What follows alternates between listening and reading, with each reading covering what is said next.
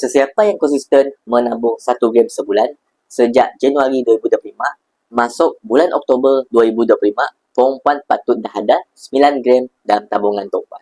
Nilai simpanan 9 gram tu dah mencecah sekitar RM5,000. Jadi, bila tuan-puan menabung secara konsisten, tuan-puan bukan je dapat penambahan gram emas dalam simpanan, malah tuan-puan juga dapat meratakan kos harga emas per gram yang tuan-puan telah beli. Katakanlah tuan-puan dah mula beli emas 1 gram secara konsisten pada bulan Januari, belian emas pada harga RM409 sehinggalah bulan September pada harga RM550.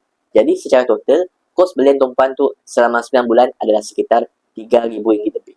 Bila kita bahagikan dengan 9, tuan-puan akan dapat RM421, bermakna kos purata tuan-puan per gram adalah RM421, lebih rendah dari harga semasa. Dengan akaun Emascap ataupun Gold Accumulation Program, tuan-puan boleh hijab menabung secara konsisten mengikut bajet simpanan tuan-puan. Walaupun simpanan tu secara komitmen, tetapi sesiapa yang konsisten menabung akan dapat rasa hasil simpanan dengan lebih laju. Semestinya, simpanan emas bersama Public Gold adalah mudah, murah dan patuh syariah.